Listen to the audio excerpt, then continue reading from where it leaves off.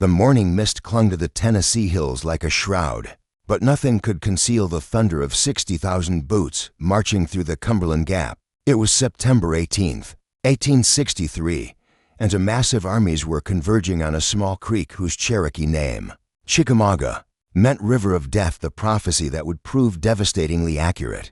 General William Rosecrans rode at the head of the Union Army of the Cumberland, his weathered face betraying none of the anxiety gnawing at his gut. Behind him stretched nearly 60,000 Federal troops, their blue uniforms dusty from weeks of maneuvering through Georgia's rugged terrain. They had successfully forced Confederate General Braxton Bragg to abandon Chattanooga without a fight, a victory that had earned Rosecrans praise from Washington and the nickname Old Rosie from his devoted soldiers. But Rosecrans knew better than to celebrate prematurely. Intelligence reports spoke of Confederate reinforcements pouring into northern Georgia like water through a broken dam.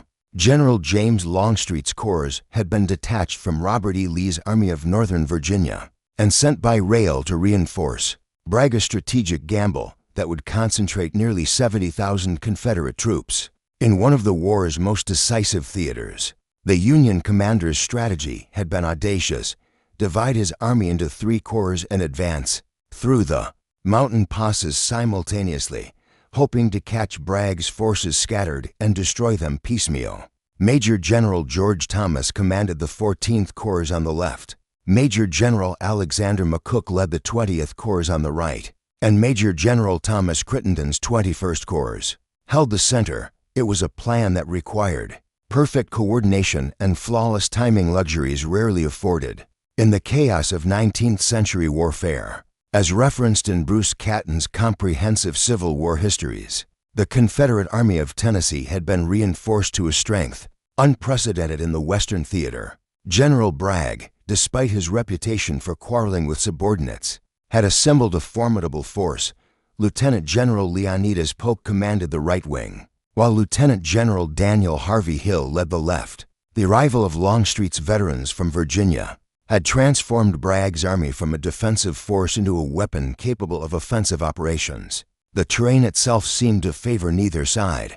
Dense forests of oak and pine stretched for miles, broken only by small clearings and the occasional farmstead. Chickamauga Creek meandered through the landscape like a silver ribbon, its waters deceptively peaceful. The ground was broken by ravines and ridges that would channel attacking forces into killing fields, while the thick underbrush would make coordinated movements nearly impossible. Once battle commenced, Private Samuel Watkins of the 1st Tennessee Infantry later wrote that the very air seemed charged with electricity as the two armies drew closer. Campfires dotted the landscape like fallen stars, and the sound of axes rang through the night as soldiers prepared defensive positions.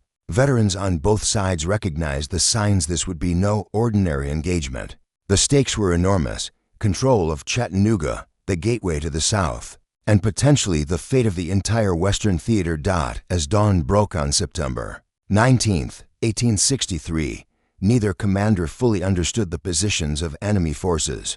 In the tangled wilderness of northern Georgia, two of America's largest armies were about to stumble into each other like blind giants, setting the stage for one of the Civil War's most savage and decisive battles. The battle began not with grand strategy or orchestrated movements, but with a chance encounter that would escalate into 2 days of unimaginable carnage. At approximately 7:30 in the morning of September 19th, 1863, Brigadier General John Croxton's Union Cavalry Brigade encountered Confederate infantry near Reed's Bridge, a modest wooden span crossing Chickamauga Creek. What started as a routine reconnaissance quickly exploded into violence.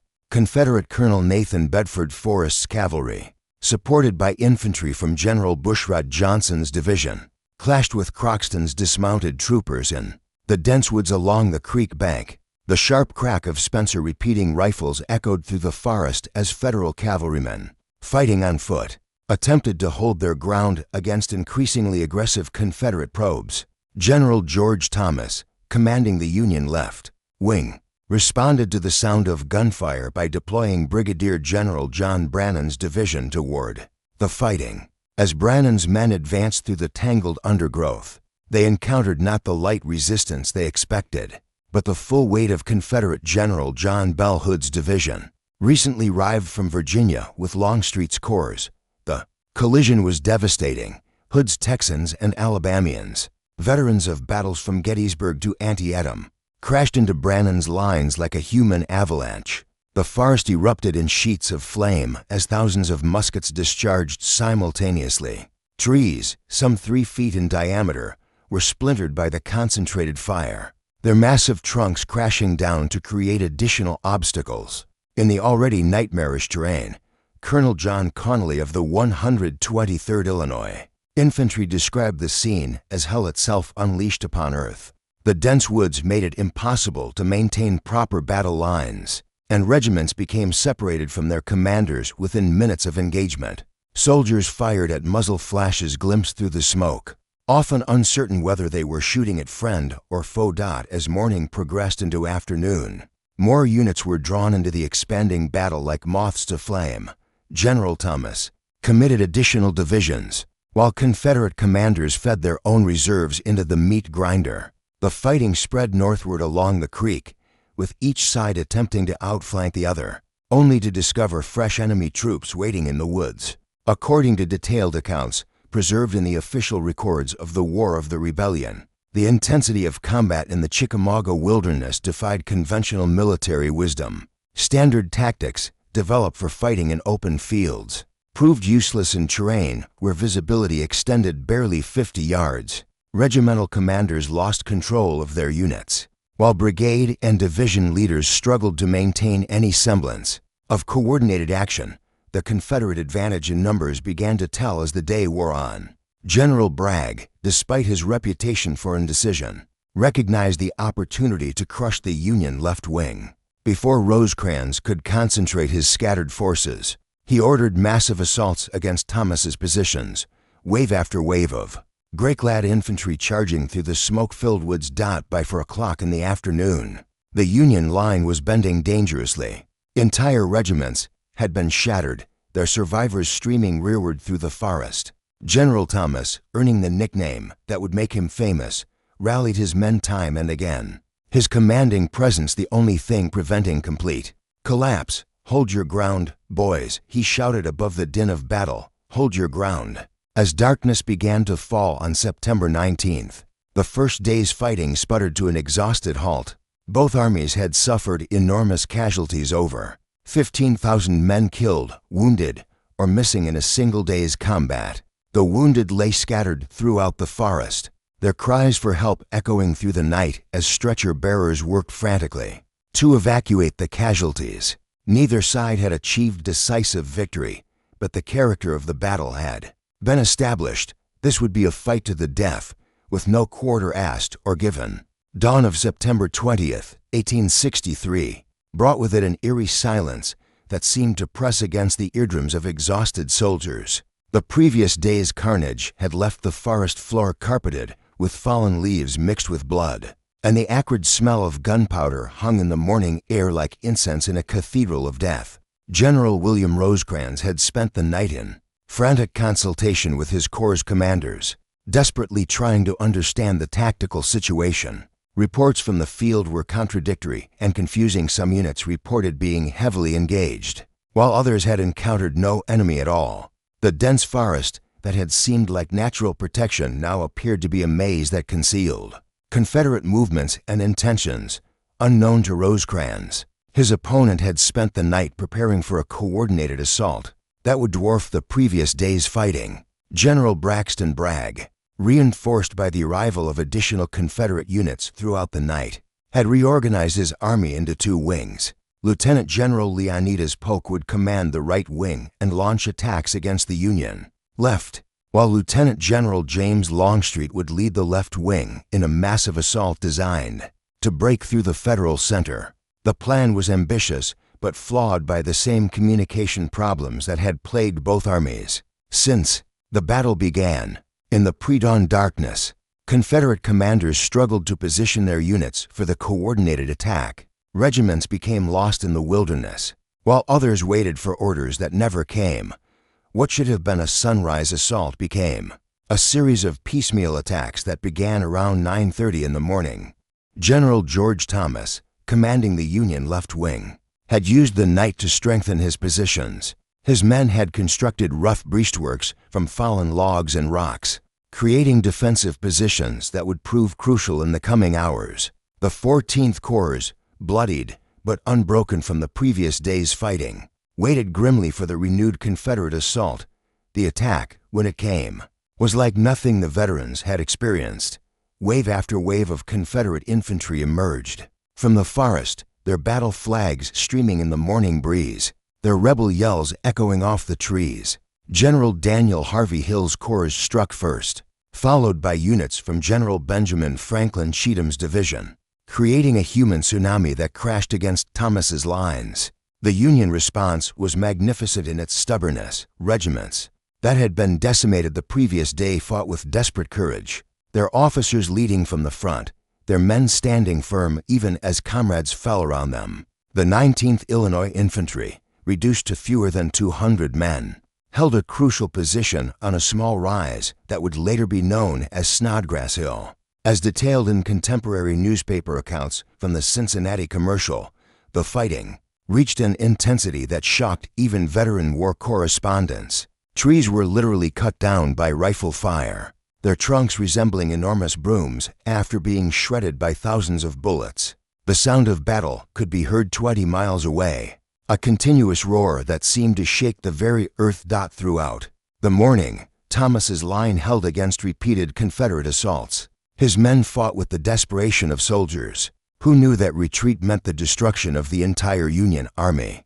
Officers fell in shocking numbers, brigade commanders leading charges, regimental colonels dying beside their colors, company captains sharing the fate of their men. But Thomas himself seemed invincible.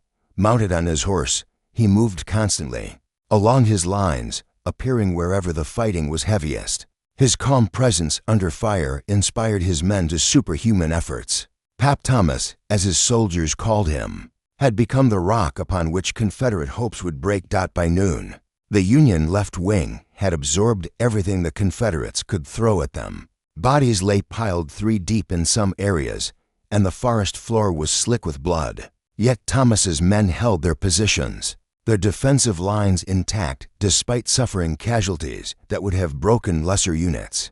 The stage was now set for the day's climactic action, as General Longstreet prepared to launch his assault against what appeared to be a weakened Union center. At 11:15 on the morning of September 20th, 1863, a single misunderstood order would transform the Battle of Chickamauga from a hard-fought engagement into a catastrophic Union defeat.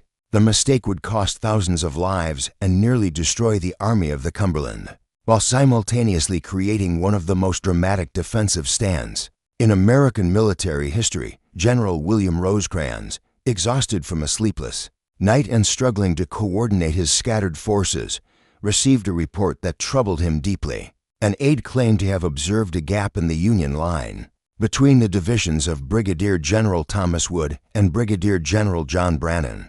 In the chaos of battle, with units constantly shifting position to meet Confederate attacks, such gaps were common and potentially catastrophic. Acting on this intelligence, Rosecrans dispatched a written order to General Wood, the general commanding directs that you close up on Reynolds as fast as possible and support him. The order seemed straightforward, but it contained a fatal ambiguity. General John Reynolds's division was positioned to Wood's left, and Wood interpreted the order to mean he should withdraw his division from the line and march to support Reynolds. Unknown to Wood, no gap actually existed between his position and Brannan's. The supposed opening was nothing more than a trick of terrain and forest shadows that had deceived the staff officer who reported it. By pulling his division out of line, Wood would create the very gap that Rosecrans feared already existed. At approximately 11:30, Wood's division began withdrawing from their positions, leaving a quarter-mile opening in the Union center. The movement was conducted in good order, with regiments maintaining their formations as they marched toward Reynolds's position. But the gap they left behind was like a wound in the Union line, and Confederate forces were perfectly positioned to exploit it. Lieutenant General James Longstreet, The Confederate commander, known as Lee's Old War Horse, had been preparing his assault for hours. His attack column, consisting of 8 brigades totaling nearly 15,000 men, was massed in the forest opposite the Union center. The timing was purely coincidental, but it would prove devastating for Federal forces. As Wood's division disappeared into the forest, Longstreet's massive assault burst from the tree line like a gray avalanche. The Confederate attack struck the Union center at precisely the moment when it was most vulnerable. Brigadier General Jefferson Davis's division, caught completely by surprise, was swept away in the initial assault. Within minutes, thousands of Confederate soldiers were pouring through the gap, rolling up the Union line from both directions. The breakthrough was so complete and sudden that it caught senior Union commanders completely off guard. General Alexander McCook's 20th Corps, positioned on the right wing, found itself attacked from front and flank simultaneously. Regiments that had been fighting steadily all morning suddenly found Confederate forces in their rear, cutting off retreat routes and creating panic in the ranks. According to accounts published in Harper's Weekly, the Confederate breakthrough created scenes of indescribable chaos. Entire brigades disintegrated as soldiers fled through the forest, abandoning equipment and weapons in their haste to escape. Artillery batteries were overrun before they could limber their guns, and regimental colors were captured by the dozens. General Rosecrans himself was nearly captured during the rout. Riding desperately to understand what had happened to his army, he found himself surrounded by Confederate troops and barely escaped by spurring his horse through the forest. His staff was scattered, his communications severed, and his army apparently destroyed.